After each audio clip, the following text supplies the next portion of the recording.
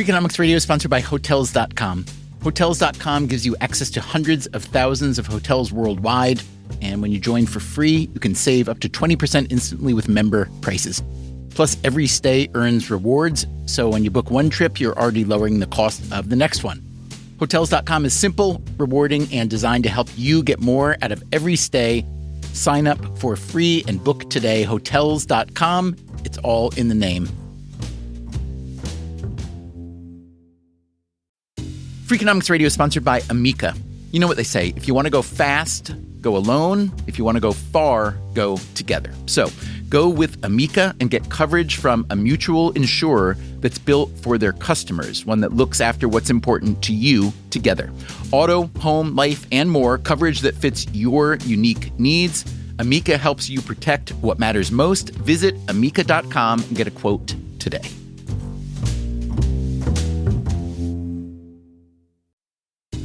Freakonomics Radio is sponsored by Mint Mobile. Ditch overpriced wireless with Mint Mobile. Cut your wireless bill to $15 a month at mintmobile.com/freak. Upfront payment of $45 for 3 months, $90 for 6 months, or $180 for 12 months. Plan required, $15 per month equivalent. Taxes and fees extra, initial plan term only. Greater than 50 gigabytes may slow when network is busy, includes up to 20 gigabytes hotspot. Capable device required. Availability, speed, and coverage varies. See mintmobile.com.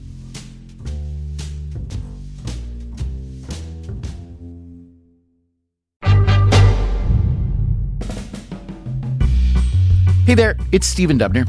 We're always hearing about innovation and disruption and the new thing, and a lot of that stuff is wonderful, but I've been thinking lately that we tend to overlook something equally important, maybe more important, maintaining what we've already built. And then I remembered that we made an episode about this idea back in 2016 called In Praise of Maintenance. So we went back into the archive, dusted off that episode, updated facts and figures as necessary, and today we are playing it for you as a bonus episode. I'd love to know what you think. Our email is radio@freakonomics.com. As always, thanks for listening. A while back, I got obsessed with the notion of maintenance, or really, the notion of how much time maintenance takes. You go to the gym to maintain your body so it can do what you need it to do. Maybe you go to a doctor and a dentist and a therapist too. You spend a third of your life sleeping so your brain can do what it needs to do. And think about all the time and resources that go into maintaining your work life, the meetings, the memos, the productivity apps. Of course, there's also your personal life to maintain. I got so obsessed with the burden of all this maintenance that I decided to precisely track how many minutes I was spending of each day on different forms of maintenance versus all the other things I was trying to accomplish. But after just a couple days, I quit this ridiculous exercise because it had become just another maintenance task that kept me from doing the stuff I really wanted to be doing. I decided that maintenance was simply a curse that had to be accommodated, that the less I thought about it, the happier I'd be. And then I read something that changed my mind completely. Our thesis basically is that our culture's obsession with innovation and hype has led us to neglect maintenance and maintainers. Today on Freakonomics Radio, in praise of maintenance. Because there's not only a need, but a certain nobility in taking care of what you've already created. And maybe we shouldn't look at maintenance as the enemy of innovation. I think a great nation can walk and chew gum at the same time. Or can we?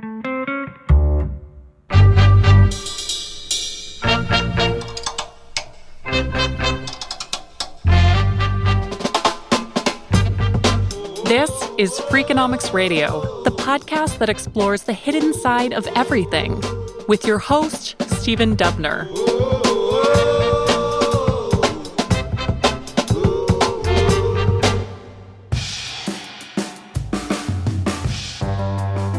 There is a digital magazine called Aeon, A-E-O-N, that publishes essays about ideas and culture. Just as I was having my personal crisis about the burden of maintenance, I came across a fascinating piece in Aeon called Hail the Maintainers. The subtitle, Capitalism excels at innovation but is failing at maintenance. And for most lives, it is maintenance that matters more. Okay, I'm Lee Vinsel. And my name is Andy Russell. They are the co-authors of the Aeon essay. Vinsel first.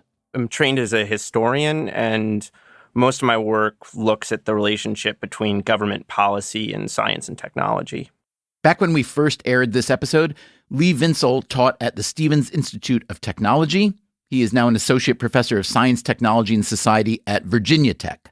Andy Russell is also an historian who studies technology and governance. When we spoke with him, he was dean of the College of Arts and Sciences at SUNY Polytechnic Institute. He is now the provost of that university.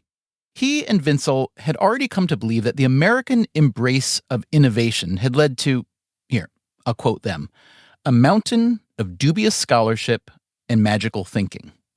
And then Walter Isaacson published a book called The Innovators, How a Group of Hackers, Geniuses, and Geeks Created the Digital Revolution.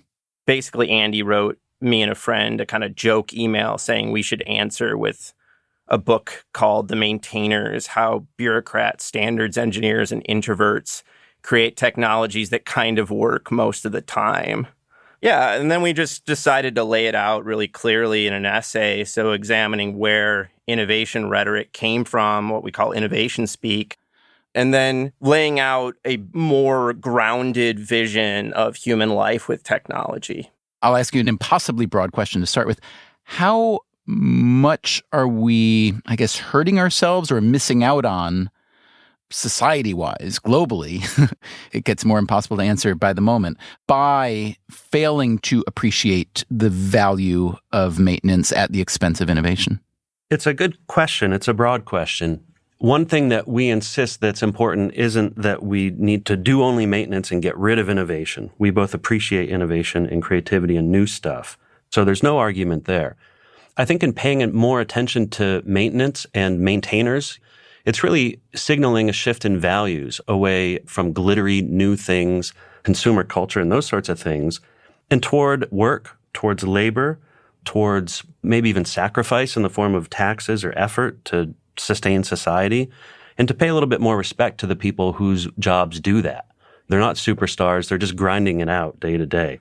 But I guess one of my counters to that argument, and maybe I've just been brainwashed by the innovation crowd, is that, well, one of the promises of technology is that it would eliminate the need for much, or in some cases all, of that kind of handmade maintenance. So if you're talking about something literally like a cleaning person, a janitor, someone who comes along to a public restroom in an airport, 8, 12, 15 times a day to clean it up, I think, well, don't I want the much vaunted self-cleaning bathroom that was supposed to be here by now? Wouldn't that technology, if it worked well, be better because it would A, do a good job, and B, not require people to do that kind of work? So why are you making the argument that that kind of work is so important? Is it really a moral argument? It is a moral argument, that's true, but I think we also need to just take stock of where we're at.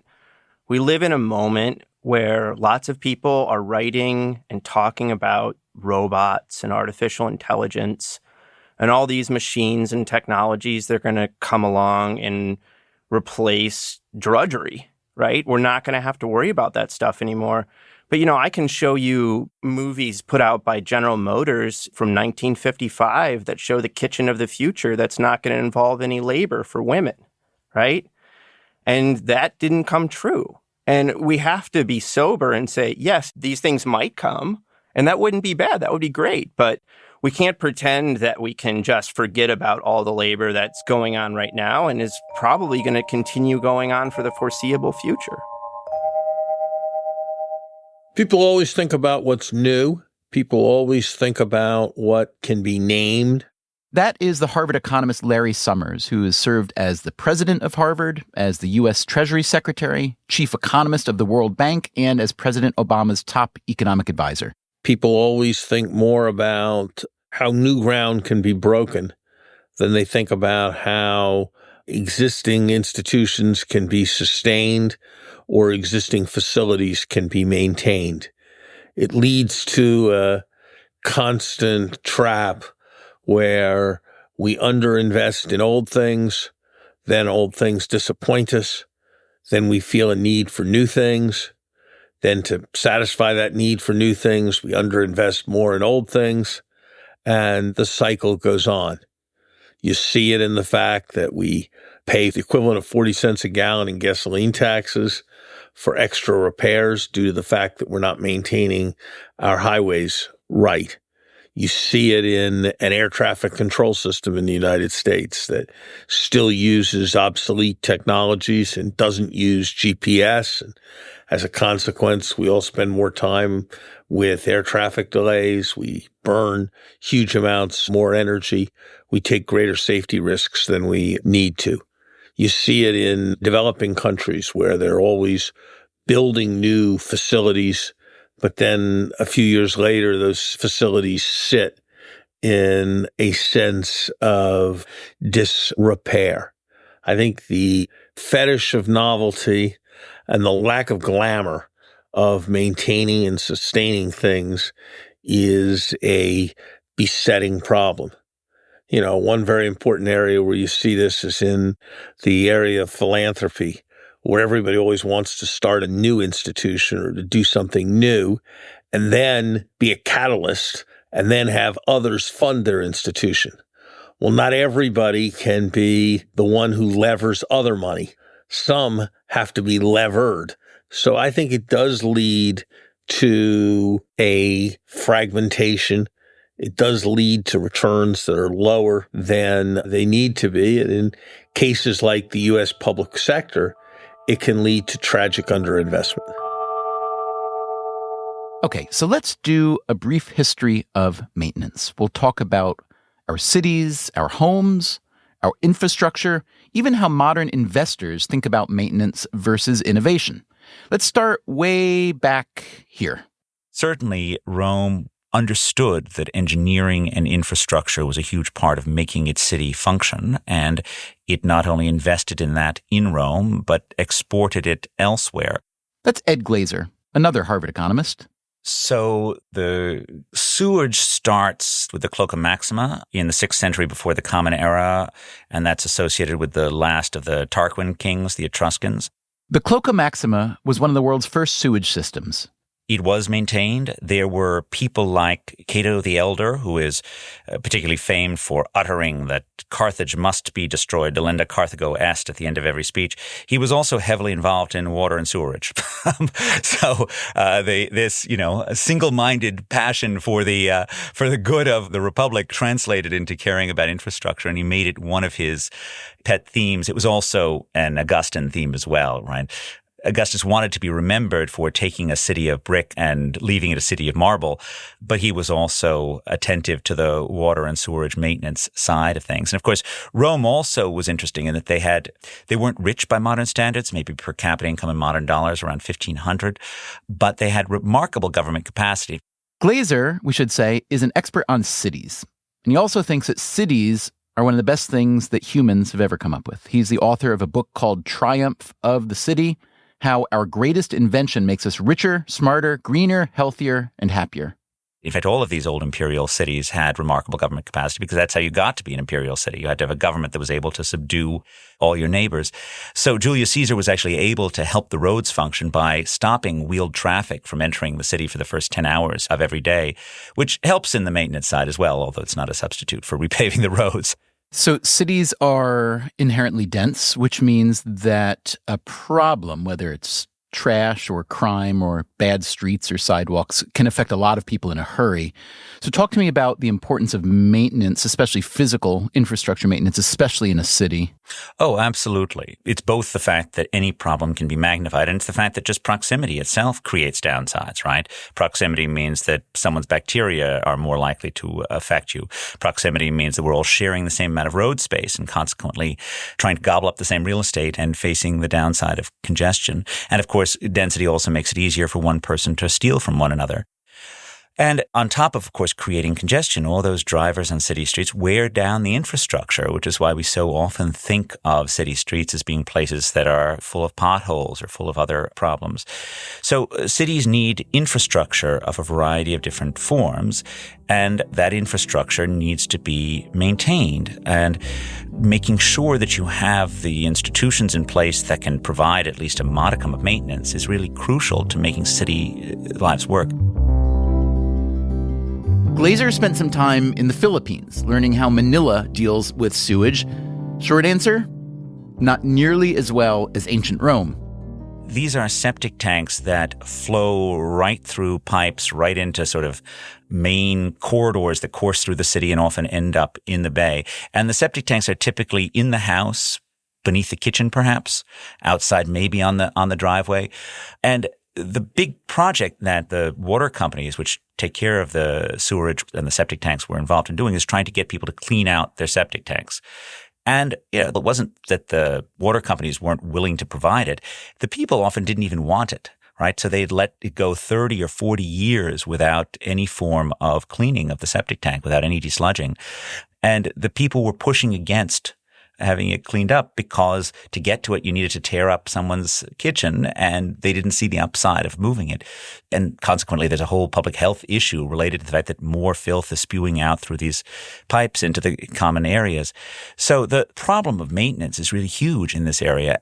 So in a case like that, what's a solution other than building infrastructure like a septic tank in a way originally that it doesn't require, disrupting your life later on? Certainly designing infrastructure from the beginning so that it is maintenance friendly is surely the right way to go, as the lower the cost can possibly be, both for the large-scale entity that has to do the maintenance, but also for the individual that has to put up with the inconvenience. That's clearly important. But on top of that, when you're looking at maintenance that's required to keep a city healthy, I'm a big fan of having some form of regulation and fine in place. Look, as you know, I'm a Chicago PhD. I think lots of areas of our lives are overregulated. I think entrepreneurship is overregulated.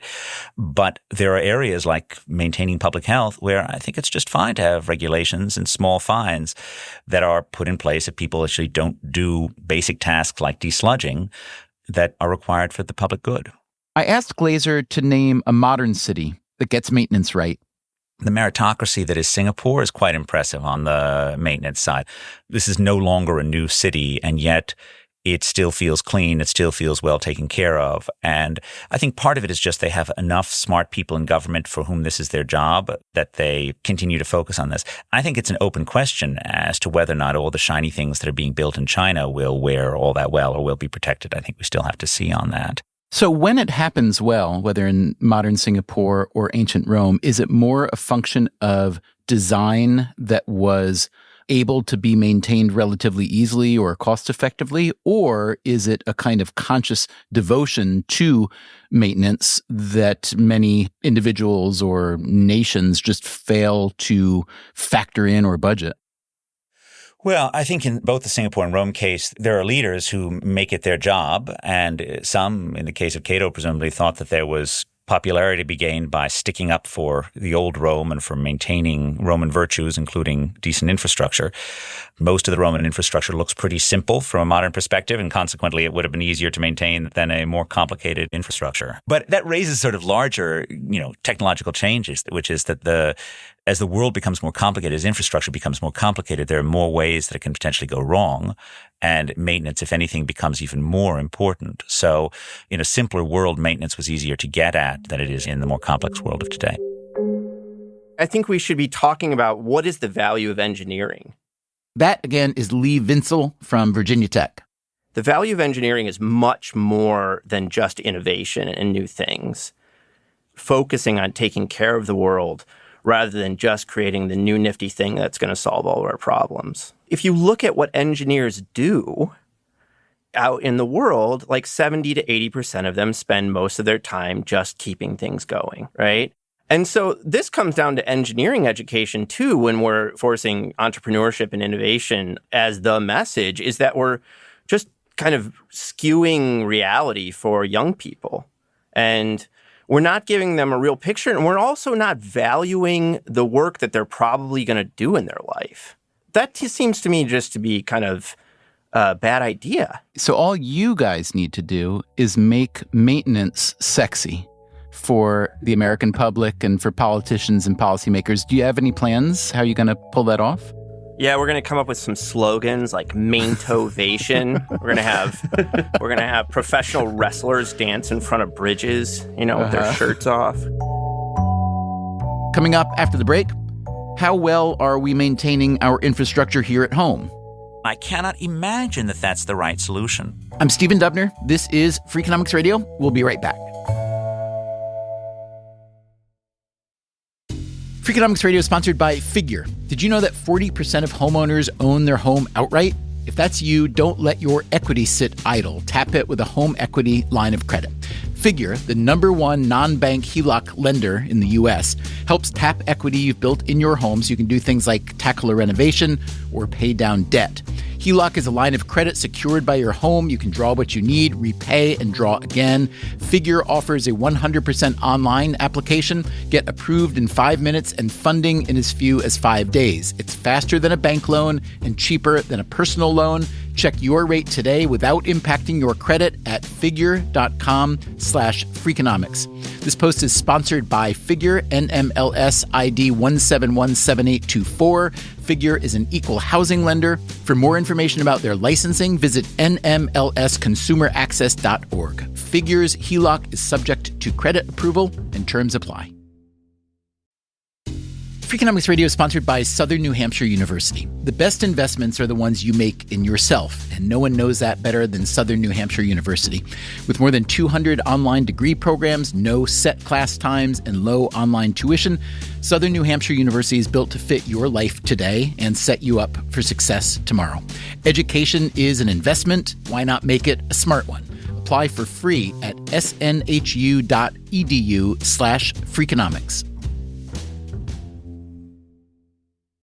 Freakonomics Radio is sponsored by LinkedIn Ads. Ever invested in something that didn't live up to the hype? Marketers know that feeling. They optimize for the numbers that look great, like impressions, but then they don't see revenue. LinkedIn has a word for that: bull spend. Instead, you can get the highest ROAS of major ad networks with LinkedIn. Cut the bull spend, advertise on LinkedIn. Spend $250 and get a $250 credit. Go to linkedin.com/Freakonomics. Terms apply.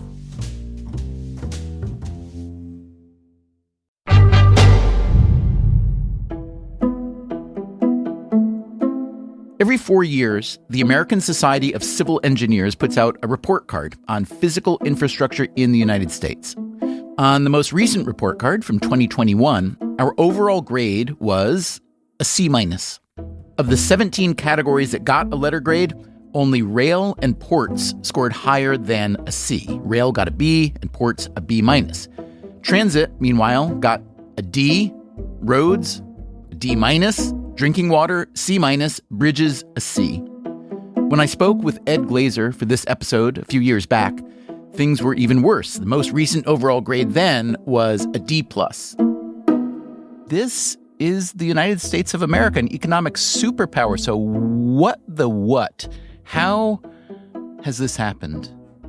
Well, I think the first thing we should do is we should be a little bit wary about infrastructure groups that issue report cards whose ultimate bottom line is that trillions must be spent in their industry. That being said, there are obviously real issues around American infrastructure. And what I worry about is that the answer to this will be just big checks cut in Washington. And I cannot imagine that that's the right solution. I can certainly point to a bridge that crosses the Charles River near me, which has been going on, was initiated in part because of the promise of federal dollars. That is awfully hard to see the value that we got from 4 years of disruption for allegedly maintaining this bridge and improving it. It's a remarkable and not a very happy tale. That's Larry Summers again. The Anderson Bridge connects Harvard Square with the city of Boston. It connects different parts of the Harvard campus. It's 75 yards from my office. The bridge is 232 feet long. It has been under repair now for 4.5 years. To put that in some kind of perspective, Julius Caesar built a bridge over a span of the Rhine that wasn't 232 feet. It was over 1,000 feet. and he did it in 9 days. And that was with the technologies that were available before Christ. Today, we surely should be able to do much better. In fact, 100 years ago, the bridge we're trying to repair and have been repairing for 4.5 years was built in less than 1 year from nothing with much earlier technologies. So what accounts for this delay? The delay was a combination of environmental requirements, historical commission requirements, and just plain incompetence. There were permitting issues, multiple redesigns, and in addition to the time overrun, there were big cost overruns, which, Larry Summers points out, doesn't even factor in all the costs. Look, you do calculations, you add up all the thousands of cars that go across it, you value the time that people suffer in delay because the bridge is in disrepair or because the process of repairing it takes forever. You figure out what people's time's worth. Even if you value it at $15 an hour, and I'd certainly pay much more than $15 an hour to avoid being stuck in traffic jams.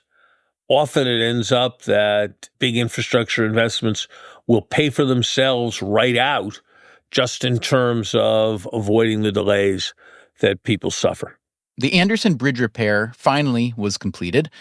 There are, meanwhile, thousands of other bridges in the U.S. that need repair. Summers argues that forestalling such maintenance has a larger drag on the economy than you might think. I think infrastructure is the right thing in the short run for the United States because it puts people to work in a substantial scale. It's the right thing in the medium term because it expands the capacity of our economy. And it's the right thing in the long run because it takes a burden off of our children. We will eventually, as a country, fix Kennedy Airport. It'll just be much more expensive if we delay. And the cost of fixing Kennedy Airport will compound at a far greater rate than the 1.5% in bonds we print ourselves that represents the yield today on long-term U.S. government bonds. The New York airports are often used as being the textbook examples of declining American infrastructure. It's Ed Glaeser again. Everyone has an awful experience at one of them that they can recount about the chaos that JFK can often be. These airports are complicated. They sit on city land. They are run by the Port Authority of New York and New Jersey, which answers to two different governors and is responsible for a lot of other things. It is a very big and sprawling agency, and it has structural problems that almost surely need reform. Probably the airports actually should be split up and made into completely separate agencies. None of that reform will occur if the authority simply gets more cash infusions from Washington. That is a recipe for non-reform, not for reform. And there's absolutely no reason why the well-heeled travelers who go in and out of JFK Airport can't pay for that infrastructure themselves. There's absolutely no reason why that infrastructure needs to be subsidized by ordinary taxpayers in any way. So, I'm 100% on board the need for a massive infrastructure overhaul in the U.S. I think, though, that if we go down the route of saying that just means big items in the budget, we go completely in the wrong direction. We need to take a hard look at institutional reform. We need to figure out how federal nudges and federal money can be used in a way that's productive rather than simply a recipe for maintaining the status quo. Since we made the original version of this episode, New York City's airports have been an infrastructure bright spot. Last year, we made a series about airline travel called Freakonomics Radio Takes to the Skies. In one of those episodes, we toured the new and much improved LaGuardia Airport, which has benefited from fast-track funding put forth by former Governor Andrew Cuomo, along with a multi-billion-dollar investment by Delta Airlines. Construction has also begun on a $19 billion overhaul of John F. Kennedy Airport. All that new spending and construction sounds great, but Ed Glaeser says we need to be careful about how these massive projects are funded.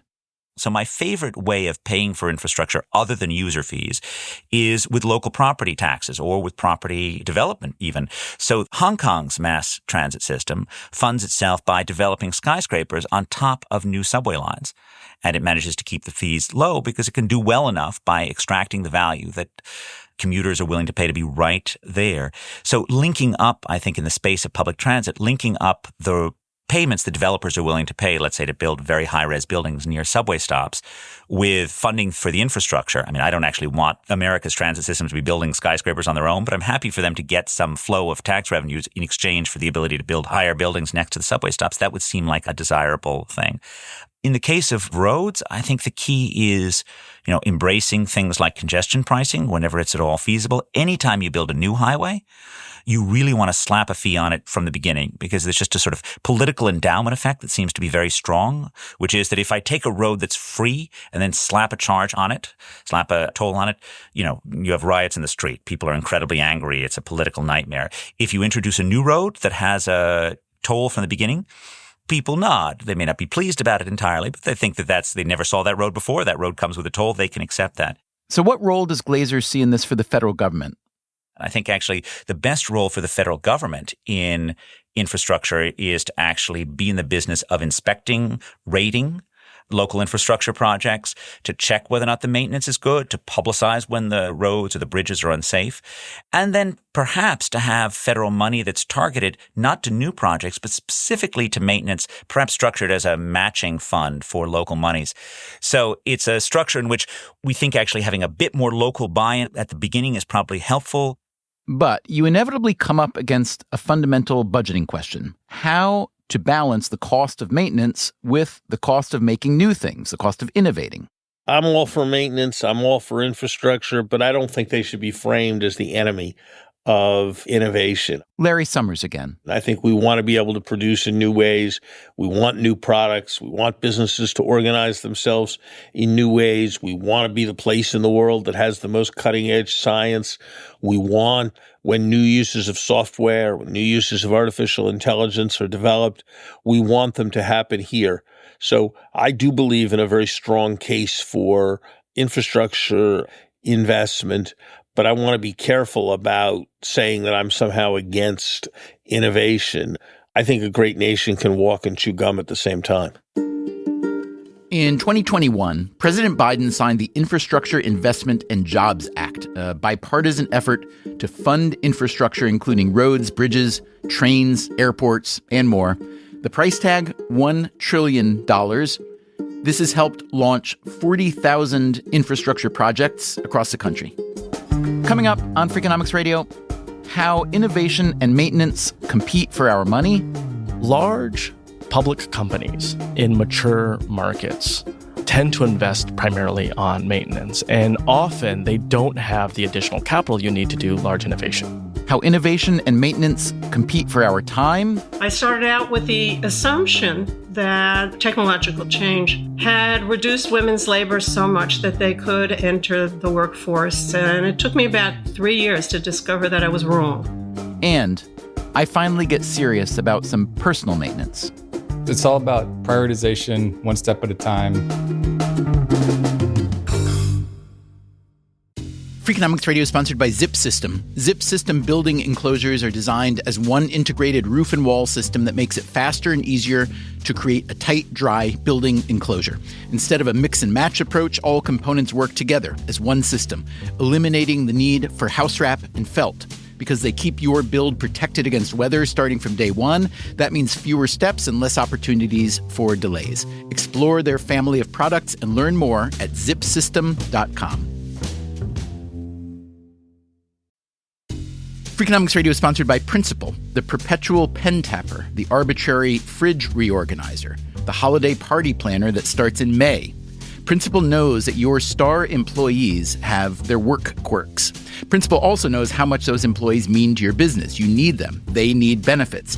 Work with Principal so they can help your team with a retirement and benefits plan that's right for them. Principal Life Insurance Company, Des Moines, Iowa.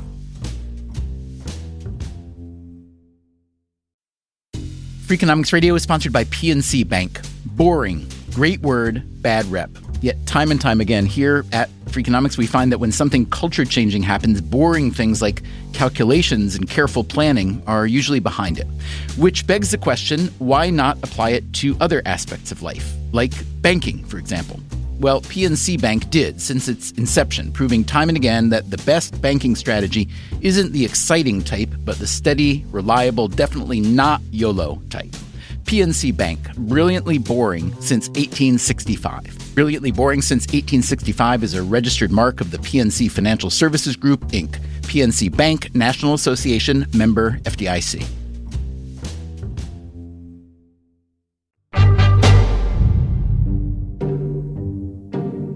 Ruth Schwartz Cowan is an historian of science, technology, and medicine. I'm a retired faculty member from the University of Pennsylvania.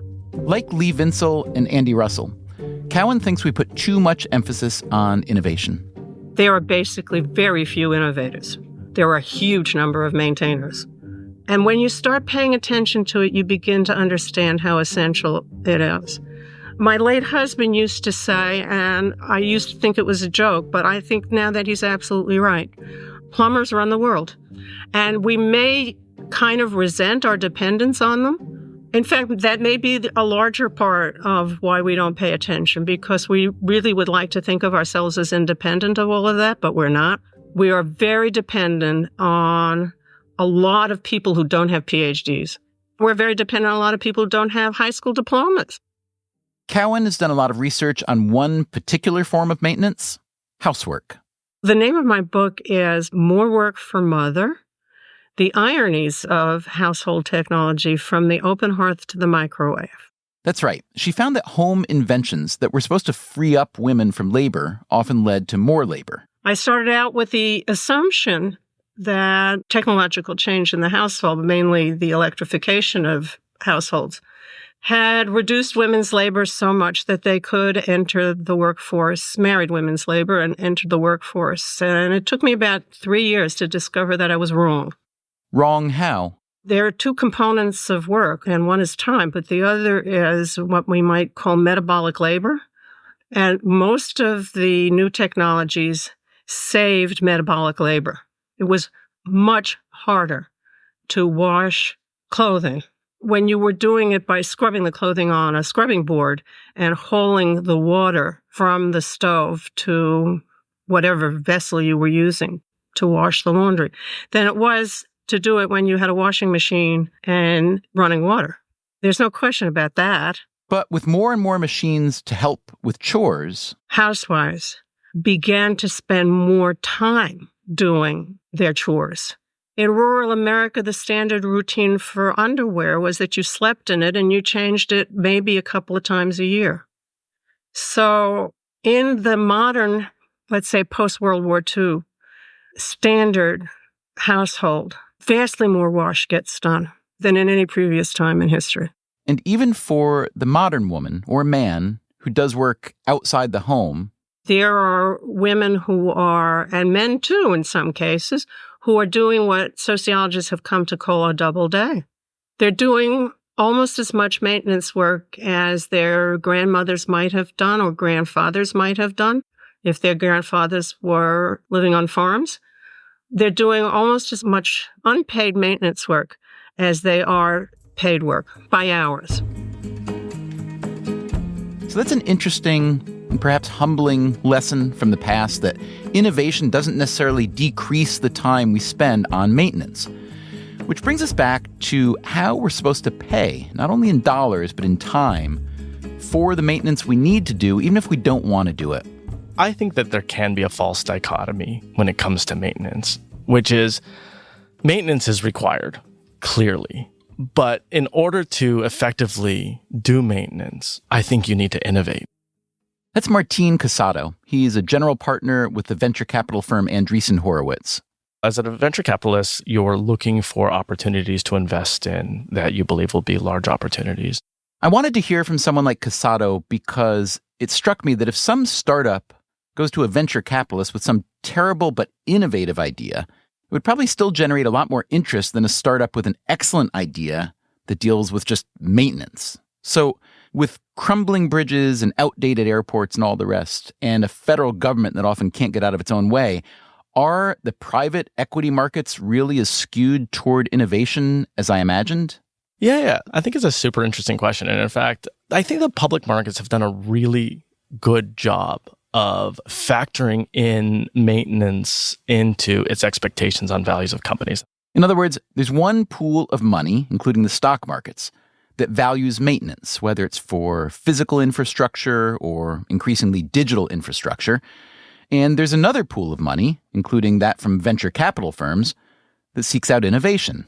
Large public companies in mature markets tend to invest primarily on maintenance, and often they don't have the additional capital you need to do large innovation. So, for example, between, say, 2011 and 2015, growth companies that are in like fast-growing areas, spent 2 times more than legacy companies on research and development. So as companies mature, the majority of their investment and their spend is in kind of maintaining existing technologies and so forth. And this is largely because of the pressure from the public markets. And so then the way that these kind of legacy enterprises innovate is through inorganic growth, or they buy often startups. So if you look at the same group over the same period, you're saying, okay, let's say we have a legacy enterprise and kind of a newer growth enterprise. Over the last, between say 2011 and 2015, legacy enterprises spent something like 10 times more. It's about 9 times more than the growth enterprises to acquire innovation. So if you tease apart what's happening here, what's happening is the public markets say, listen, if you are in a mature company, we know that that will keep the lights on. We know that that's what you need to do to get predictable returns. And public markets like predictable returns, correct? However, there's going to be another pool of money and another ecosystem that can take the risks, right? And these are startups. These are like venture capitalists. So we make these very risky investments on these companies that may be wildly successful or not. And then it's up to the growth enterprises on whether they want to buy them after this is proven out or not. And so I think the public market has created this bifurcation nicely in an economic fashion where they're saying, yes, we don't want you to innovate. And in fact, we're going to keep your margins fixed so you can't innovate. And so they do invest in what they're currently doing versus the more private startup side. Casado also points out that behind all those sexy high-tech firms that attract billions of investment dollars, there's a lot of unsexy infrastructure that makes it all possible. Think about like the brick and mortar of computing, the core IT infrastructure. IT infrastructure is a $4 trillion market. It's massive. Every time you go to Amazon, you're connecting to this massive building, think like football stadium size massive building. And inside that building, you've got tons of storage arrays that store the data. You've got tons of computing power. You've got tons of networking equipment that connects it all together. You've got a whole bunch of software that just provides kind of the underpinnings for the application itself. You've got databases. You've got security equipment. I mean, all of that is infrastructure. Not often, but once in a while, I take the time to marvel at the fact that so many people do so much work behind the scenes to keep the world humming. Whether it's the internet, the roads, the electricity grid, you name it. Of course, it's easy to point out the failures. They're visible, whereas the bulk of maintenance is practically invisible. But in praise of maintenance, let me just say this. It's necessary work, it's hard work, and for people like me, who are always in a hurry to make the next new thing, it can be really unappealing work, which means that sometimes you need help. So I went out and got some help. I like to think that I'm a fairly orderly person, but my office has become increasingly crowded with a small mountain of files and notebooks and photos and audio tape and other byproduct from years of writing, making music, and so on. I didn't want to throw it out, but I also didn't want it to become increasingly inaccessible in an ever larger mountain. So I sought professional help. Well, tell us more about that. Chris Lasinick runs a company in Brooklyn called AV Preserve. They help all sorts of institutions manage their archives. They worked with Yale University, Museum of Modern Art, the United Nations, and the New York Public Library. Well, first we did a big inventory to inventory their audio, video, and film holdings, which was over 800,000 items. How many? Sorry. Over 800,000 items. I'm not quite in the same league as the New York Public Library, but my desire is similar: to maintain a history, to make it more organized, more accessible, hopefully more useful. What is the ideal outcome of this project that you envision? I want everything that I've ever documented or created, I kind of want it preserved with differing degrees of accessibility. memory is just so narrow and incomplete and bad that when I think about things that I've done or written about or reported on in the past and not written about, I remember them so incompletely and so poorly that I think it would be really nice to have that preserved for who knows whatever reasons. So I want all of that easily and instantly accessible, but I want that point of accessibility to be so easy that everything going forward from today I can put in the appropriate basket without acquiring mountains, whether physical or virtual, that have to be sorted later. It's the ultimate vision to be able to find everything easily and accessible. But if we think about that as the ultimate outcome and we realize that there's a lot of steps in between there and here, we look at this project as phase one, right? The first steps. Do you have any thoughts on what, like the outcome of this phase? What defines success for you? It would be, we finish this meeting like 20 minutes and you say, I'll be back tomorrow and I'll take care of everything. And then like next Monday, you'll have a hard drive where everything is there. That's my, I mean, you asked. I'm trying to get you to be realistic. No, I know that's not real. You asked what's my, what I want. Right. Okay, so Chris Lasinik persuaded me it wasn't going to be so easy, but he started helping me draw up a plan. So this is about maintenance. It's losing the 200 pounds and then staying that weight. And he said it wasn't as scary as I thought. I'm sure it feels that way, but it's not. It's all about prioritization, one step at a time. And so we've begun. Lasinik and his colleagues are doing most of the hard work, enumerating and measuring the amounts of different media, then categorizing by media, paper, audio tape, digital audio, etc. And then eventually I sit down with them, file box by file box, and figure out whether and how to preserve a particular thing and how to make it live in a place where I can visit it whenever I want. The key for me is one thing Lasinik said. It's all about prioritization, one step at a time. Okay, I hope you enjoyed this bonus episode, but I have to tell you, I failed miserably in my attempt to consolidate and downsize my work product from the last many years. In fact, the mountain has gotten a bit higher. Marie Kondo would be horrified. On some days, I do think about attacking this mountain, but I've decided, for the time being, that the right thing to do here is nothing. A lot of psychologists talk about decision-making that leads to action, but I have read some psychological research which says that deciding to not make a decision can sometimes be a good move. And that's what I'm going with, at least for now. Thanks for listening to this bonus episode of Freakonomics Radio. We will be back very soon with a new episode. Until then, take care of yourself, and if you can, someone else too. Freakonomics Radio is produced by Stitcher and Renbud Radio. You can find our entire archive on any podcast app, also at Freakonomics.com, where we publish transcripts and show notes. This episode was originally produced by Irva Gunja and has been updated by Dalvin Abuaji. Our staff also includes Alina Kuhlman, Augusta Chapman, Eleanor Osborne, Ellen Frankman, Elsa Hernandez, Gabriel Roth, Greg Rippin, Jasmine Klinger, Jeremy Johnston, John Schnars, Julie Canfer, Lyric Bowditch, Morgan Levy, Neil Carruth, Rebecca Lee Douglas, Sarah Lilly, Teo Jacobs, and Zach Lipinski. Our theme song is Mr. Fortune by The Hitchhikers. Our composer is Luis Guerra. As always, thank you for listening. Does AOL still exist and buy things? Yeah. They do. I missed out on that. The Freakonomics Radio Network, the hidden side of everything. Stitcher.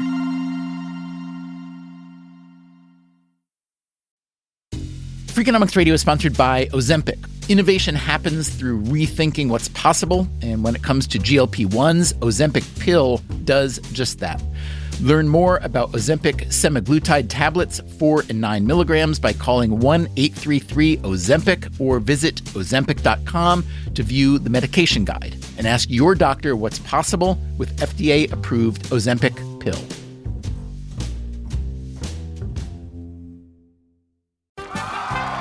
Welcome back to Should I See a Doctor? Contestant, you're camping when a rash appears on your leg. Do you A, ignore it, B, frantically search the internet, or C, use telehealth through Walmart? Telehealth through Walmart? Who knew? Oh, I'm going to say C, Walmart. Correct. Walmart can connect you with 24/7 virtual medical care. You genius, you. Well, I can fold a fitted sheet. Walmart! Who knew?